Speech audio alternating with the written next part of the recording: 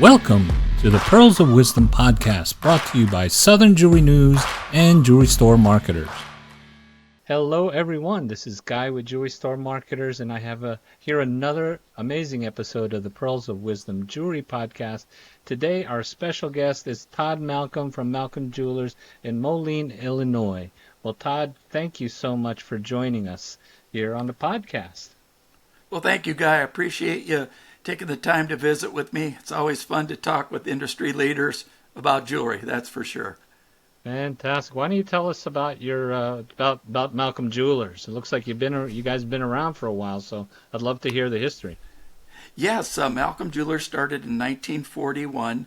My grandfather, George Malcolm, along with his wife, Madeline, sons George and Richard, packed up from Philadelphia, Pennsylvania, and moved to the Quad Cities with their life savings and started Malcolm Jewelers in downtown Moline. My grandfather had worked in Philadelphia on Sampson Street, which is kind of the legendary street for textile and jewelry industry, and he was time for him to start his own jewelry store, and he wanted an environment that was good for an upbringing, also for his children. Fantastic. Well, I'm from the city of brotherly love myself, but that was a long time ago, and now you guys are in Moline, Illinois, and I was reading about you guys in the Southern Jewelry News article put out a couple months ago. Correct. Written by Paul, and so now you guys are just a by appointment only jeweler. Is that what? That's correct, Guy. In 2003, my dad retired, and we had a 3,000 square foot jewelry store, full-scale jewelry store, and where we dressed in suit and tie and full-scale store, and the economy was shifting, and people were moving out of the downtown area and going into malls, and I wanted to continue in the jewelry industry as a registered jeweler, gemologist, and designer. And so in doing so, I downsized and specialized and became a personal jeweler by appointment, where I worked one-on-one with clients and catered to their individual jewelry needs. Wow, fantastic. From the article, it seemed like your Malcolm Jewelers was a large store with lots of departments and really took care of lots of things in terms of a jeweler. And then you downsized and made it more personal, kind of the personal touch. How did that, what did that do for you, and how did that affect your business? Well, when I first started out, like I said, the economy was shifting, and boy, it would be so hard to inventory a 3,000 square foot jewelry store and put the utilities in it and hire people to work there. So I wanted to be a one-man show and just work with people one-on-one in a casual environment where the attention to detail was the main point. It changed completely from the jewelry store. Guy, we didn't wear suits and ties. I dressed with a button-down shirt and slacks. There was no phones, no music. It was us just sitting around a table with 4 chairs and a circular table like you would having a dinner at night. And people loved it because we have second and third generation family members, and it was just a very comfortable environment to sell jewelry in. Fantastic. So I imagine that allowed you to do more of what you become so good at and make jewelry. And when you had a bigger jewelry store with inventory, what how did that how was the day-to-day life when that was the type of store and business that you had, inventory and so forth? Yeah, we of course carried a lot of lines. We had watches and jewelry and pearls and gifts, and we were a full store, and it got to be kind of expensive to inventory it, and then of course having 5 or 6 people work for you. So, and with it being in the downtown, business started to decline, and so it was getting more and more difficult to maintain that. And my dad wanted to retire, and this was an option for me to concentrate on just like four niches, and that was loose stones, engagement wedding ring specialist, remount specialist with pendants, earring, bracelets, the whole 9 yards there. Jewelry repair and restoration, bringing old family heirlooms back to their original grandeur or look. Mm-hmm. Our custom jewelry line called the Stories from the Heart collection. And then, of course, custom made jewelry. So we gave up gifts and watches and engraving and crystal. And we just concentrated on those 5 niches because I was a one-man show. And I could only do so much. And we wanted to, with me being a registered jeweler and a gemologist and designer, we thought that was the key elements to move forward in the future. Fantastic. So I imagine that life became a lot simpler when you didn't have to worry about inventory and the cost of that and cost of salaries and all those types of things. Yeah. Exactly. It gave me the time to concentrate on my clients individually. Yeah. I didn't have the overhead, so I could give them some savings also. And it also freed me up more time to create my own jewelry line, which is the Stories from the Heart collection, and also to get even more involved in the community, which has always been something the Malcolm family's done, and I have done for 35 years. Fantastic, fantastic. And today you still working solo on the business? Yeah, I've got some helpers. My wife, Okay. she is an administrator at a college, but she helps with the book work. And then I have a son, Sean, who's 27 years old, who graduated with his master's in architecture from the University of Michigan.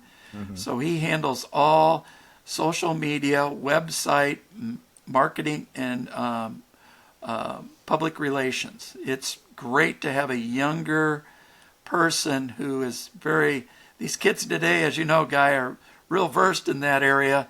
And I'm Yeah. 64 years young, but I'm not electronically savvy like those folks are. So Well, he's been yeah, he's been a real help, huh? huge help. And he handles Instagram and Facebook and LinkedIn, did the website. Right now, with the Stories from the Heart collection, we sent out a press release. We're trying to transition from retail to wholesale with our 20-piece jewelry collection called Stories from the Heart. And we're looking for a manufacturer to distribute it and be a partner with us and get it out there. The line is about love and family, faith, nature, leisure, and sport. We cast them in sterling silver, gold plate, 10 and 14 karat white and yellow gold. And we've put together a line that's turnkey, where it's you get the pendant, the chain, the box, the story card, a polishing cloth, and shipping. And the pieces range from either $184 to $194. So in a society today where gold is so expensive at $3,400 an ounce, Mm-hmm. we feel that this is a great time to really sell a jewelry line to other independent jewelers that they can sell year round. Right. Wow, amazing. And this stories collection, do you think you could have created this collection if you still had the full jewelry store with all the inventory and everything that comes along with it? Yes, we just started. I just started getting Yeah. interested in that when prior to us closing, Mm-hmm. and so it just built. Oh, And my pearls of wisdom to people is to design your own jewelry. Separate yourself from your traditional jeweler. Get out there, grab a piece of blank paper, and start drawing. Look in magazines, and you will get better and better. And you can put something together. Research, find a niche that other people aren't doing, and exploit it. And do what I did. fantastic. And if I can do it, anybody can do it. So There you go. that's my encouragement to people, is to separate yourself and do your own work, do your own material. Fantastic, fantastic. Tell us about the design inspirations. It's come from your life and interest and family and so forth in terms of the collections and designs that you created? Yeah, to talk about, first starting out, if you can imagine, my son was 4 years old and we had some dad time. And if you could imagine me with crayons in my hand and a plastic little picnic table from Toys R Us, and my knees are in my chest and I'm drawing with the crayons. And we did this for about 2 weeks every night, and I would draw the pictures from the coloring books. And on a big sheet of paper, because my wife's an administrator and they'd be for meetings, those big sheets of paper. And a couple weeks later, they found them and said, "Did you do these?" And I said, "Yes." And they said, "You should explore that. You should grab." So I grabbed some colored pencils and some books and started drawing, and that's what's launched my jewelry career. So Hmm. it's an interesting way to start, you know. Yeah, yeah. What kind of I don't know, personal satisfaction, fulfillment do you get with your own collection, with your own line? Well, it like I said, it feels very personable. You feel like you've accomplished something. You find a niche and you try to build the most unique jewelry line that you can. Um, I've been on the independent jeweler retail side for 39 years, Hmm. and I really set out to create a line that other retail jewelers could sell in their stores, boutiques, and small chain store operations. So, I kept drawing and drawing, and my wife said, "Why so many pieces?" And I said, "Well, if it takes off, you have to have pieces waiting in the shadows." So Yep. I designed more and more just because if it grows, then we have pieces to add, pieces to archive. So we always want to stay fresh and irrelevant. Fantastic. Have you ever run into somebody that was wearing one of your pieces? Yes, yes, I have, and it never gets old. It's very humbling. I have my son had a teacher in second grade, and she still wears it every day to this day, and that was 24 years ago. I also had a client that how I got started too with the stories collection guy was I had a brother pass away at 38 of cancer, Mm. and it was around Mother's Day, and I created a pendant called In Mother's Arms, which was a silhouette of a mother holding a child, and that was my first piece. And I approached the media, and due to the media and the community getting behind it, we sold over 200 units of that piece, and Fantastic. $8,000 was collected for Gilda's Club. So that's what helped launch me. It was a very humbling experience. And one of the ladies came in and purchased it, and she said she refused to take it off until her granddaughter was in remission. So these are the types of stories that hit home. They're very sentimental. It makes you feel that other people are enjoying what you're doing. Right. In today's society, it's very, there's a lot of negativism out there, and we try to Yeah. create a line that was very positive, upbeat, that helped people through their day and make them stronger.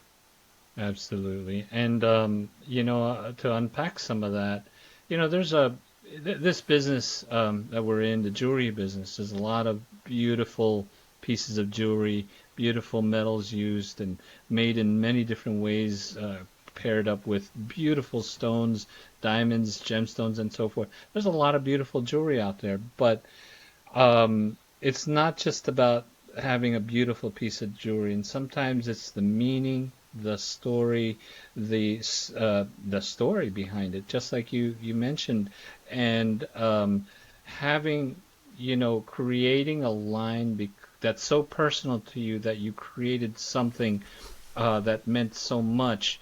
That really goes a long way to connect with people and and to help people. Like you said, the woman didn't want to take her pendant off until her daughter was in remission. These are symbols of faith and love and more. And Abs- yeah, and Absolutely. It yeah, and we chose the pendant because it's closest to the heart, and not only can the wearer see it, but all the people around you can see it. So, and it's a point where people can ask questions about it. Oh, what is that? Oh, this is the Stories from the Heart collection. This is the In Mother's Arms. It's a silhouette of a mother holding a child. And it tells stories and it creates conversation. And it, let's face it, that's what life's about is these milestones that occur in our lifetimes. Yeah. You know, that we can either it be getting married or Valentine's Day or Mother's Day. It's a gift that stays with people for a long, long time, and it has true meaning to it. And of course, I write a little story personally with each piece, and then just giving you a kind of a vague interpretation, and then you play between the lines and what it means Right. to you. That's amazing because yes, your inspiration, your why behind a piece could be translated differently by someone else, or it may have a different story for them, similar meaning, but there's so many things, and that's kind of I think that's what's the beautiful thing about the jewelry industry. Who needs jewelry? Who needs to buy jewelry? It's not that you need jewelry. You buy it because of what how it makes you feel, the story behind it, that's what it represents. And I think you did an amazing job to do that, to build something meaningful. Well, So thank you. I come, appreciate that. Very yeah, humbling. It it's something my dad always said. We're in the happy business, you know, there you go. and uh, and if we can create moments that touch people, that are milestones in their life that they can cherish for a lifetime, then we've done our job. Absolutely. And in so many years of being in business, I'm sure your family has created lots of happiness and been part of a lot of amazing moments of people's lives. So, and that's amazing. It's amazing to be part of that. Um, Now, after so many years of making jewelry and being into jewelry, you must get tired of making jewelry. Designing jewelry never gets old. There you go. Um, and what I really enjoy too is my other aspect of my business as a personal jeweler, and that's to find pieces of jewelry that people can fit in their price range that they love, and being able to be a part of in a wedding or an engagement. You know, outside of a car and a home guy, a piece of jewelry for an engagement and wedding ring is a very expensive Yeah, proposition. So, yeah, it's matter of fact, with some of them, it's their first big major purchase. So, yeah. I love being a teacher. I love teaching about jewelry, and at Malcolm, we call it the Malcolm way, which is the GIA way. Mm, And we, for example, with our loose stones, we encourage them to buy GIA certified stones, mm-hmm. either lab or natural. And what we like about that is because with all the lab growns today, you want to make sure it's exactly what you're getting. Yeah, And also, it's additional documentation. It's GIA Trade Lab is the number one trade lab in the world, and they're a nonprofit organization, so they don't participate in the wholesale and retail end of the industry. So it's a third-party, unbiased decision created by a multitude of gemologists with the latest in equipment and technology.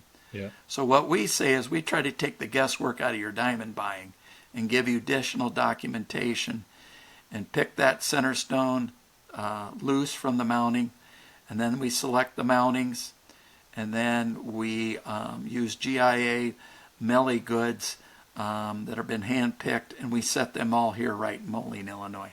So we try to build from scratch these rings if possible, and with that additional documentation and the appraisal we give them, they feel more confident in getting the right piece of jewelry. Right. Amazing, amazing. Now, earlier you recommended to the listeners out there that to start a jewelry line. and have that, that thing that you can create, and, and have, for people to enjoy with their life's moments. Do you have any other advice for other jewelers? Maybe there's lots of jewelers that are just starting out, maybe a few years in business. You guys been around for, wow, 60 plus years, Yes, right? 84. We've been in business 80. 84. Yeah, Wow. yeah, That's yeah. I'm the amazing. third generation, and I've been doing it for 39 years. Fantastic. I would encourage young people to go to work for a jewelry store, Hmm. and I would start with probably an independent jewelry store. And this is no knock against the chain store operations, but in an independent store, you get the opportunity to do buying, selling, um, work in window display, do social media, and Hmm. learn all of it. Whereas at some of the chain stores, that already comes in prepackaged. Sure.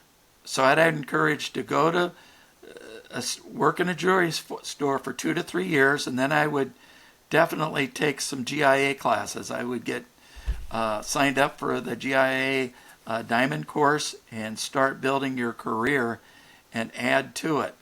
I did it home study, which that's what it was called back then. Now it's called online.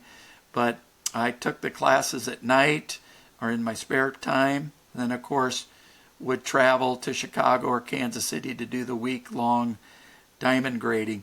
But Hmm. I would incorporate the two together and work day to day in a jewelry store and then do the classes at night because then you are learning every day, and what you learn the night before you can implement the next day.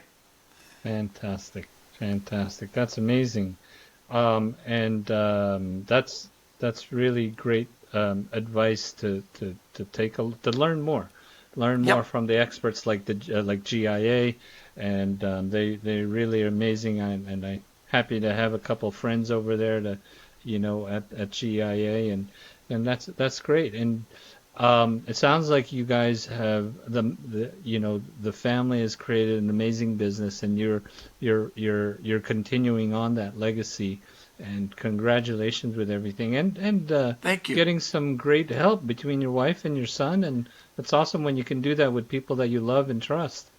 Absolutely, and it's opened. We everybody can share their ideas, and nothing better than to bounce off family members and give some constructive criticism and make a better product. And yeah, it's really come a long way. Having my son doing the social media has really taken us to the next level. And of course, my wife's been very supportive over the years, Yeah. and it is a family affair. Another thing too, I would recommend, Guy, is Hmm. to read, Mid America Jewelry News, Southern Jewelry News. Absolutely. Read them and from head to toe. I couldn't wait to get a new magazine because I was like a kid in a candy store because I was excited to read articles on other jewelers around the country. And there's so Hmm. many gifted and so many talented people out there. And some of them, when I would be so intrigued, I would call them. I would network with them. Even Fantastic. back years ago when I did it, you had to look up their phone number. Now you can Google them and link with them. So definitely a lot of networking also. That's very Yeah. important. And the third point I really would emphasize is get involved in your community. Um, Find something that you enjoy doing and getting in touch with someone in your community, either it be Rotary, Kiwanis, um, anything like that, your church, school, sports. Right. Get involved because it helps manage your time and makes you a better manager in your jewelry store too. Absolutely. But don't expect business right away from it. It takes time. You don't do it for that reason. You do Yeah. it for sense of community and the sense to learn and to Yeah. polish your craft as far as working with people. Right, right. That's lots of amazing advice right there, and but you're right. Learning, networking with people, and I think that's an amazing part of the jewelry industry. The networking and sharing. Helping, and going to the events and those. You meet up with other great jewelers from different areas, and everyone's always happy to share with you and so Exactly. forth. And It's a that's very that's so. giving. It's a very giving profession, and Yeah. and get to some trade shows and even start locally. I'm getting ready to go to the in-store show in Chicago, Got it. Yeah. and then I'm probably gonna look up Elisa in Atlanta in March. So Yeah, yeah. Well, yeah, fantastic. That's amazing. So, I mean, congratulations on everything. Looking at your website, I see the personality and I see, just the history throughout it.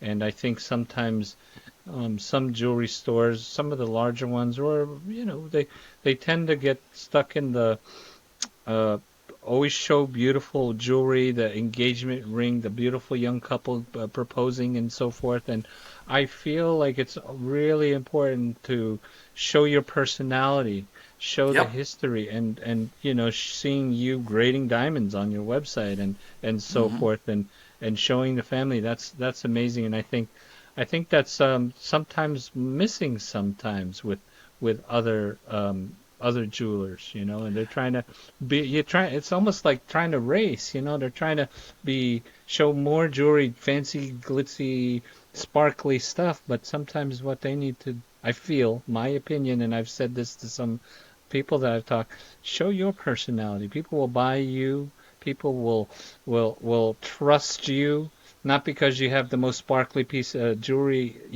picture on your website, because maybe you have amazing family, you got great dogs, and you love having fun together.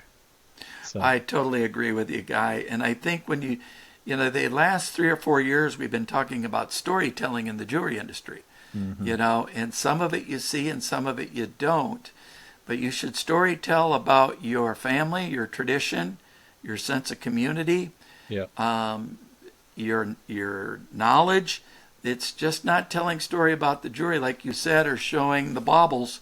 You've yeah, got to you've got to be well rounded and show people that this is a profession that you truly love and admire yeah, and want to continue. yeah, I you yeah. know I hope I'm 64 years young, Guy, but I hope to be designing jewelry when I'm 80 and be like Harry Winston There you go. and Bill Blass and Judith Ripka and Henry Dunay and all those great and, legendary and designers. and like Todd Malcolm. Well, thank you, sir. We're trying. I can't put myself in those category of names, but they are inspiration. That's for sure. Well, that definitely they are an inspiration, but so are you, Todd. So thank you so much for joining. And Thank you. yeah, you've been really amazing to share, not just share here, but you could see it throughout your website and what you do, get involved with the community and all that stuff. You share yourself, Yep. your knowledge, and this is something that you can't put a price tag on. You can't spend advertising dollars to get the good fortune and the people that come back just because you spend more money. The things that you're putting out to the world, that's an investment there, and people will come to you and others that do that same thing. And so congratulations on everything and all the success, and certainly look forward to seeing more about your stories from the Heart collection. Thanks, Guy. I really appreciate it. Yeah, and we're building it day by day, and we're going to keep working and pursuing it forward. And time will tell. And but we have a lot of enthusiasm about it. And what better time now with the uncertainty Yep. in society, and you have the internet. I mean, you can put yourself out there, and hmm someone hopefully will like what we're doing and want to partner with us. We're looking for Yeah. someone that can manufacture it, distribute it, who could show it at jewelry shows, who are Yeah. in Okay. magazines, and grow together as a team. It's a partnership. Both sides have to agree and make a living and work together. Fantastic. Well, so any jewelry manufacturers out there listening, take a look at what Todd's built. And it's not just the amazing collections, but it's the stories behind them, the meaning, and and I think that that's the best type of product that to market and sell is when it's got such an amazing story behind it. Not just a piece of jewelry with a beautiful, just gemstone, but the story behind it, and that's when it makes it easier to sell when you can tell the story. Exactly, and it once you share it, other people can relate to it also, or Yeah, they've had an experience close to that too.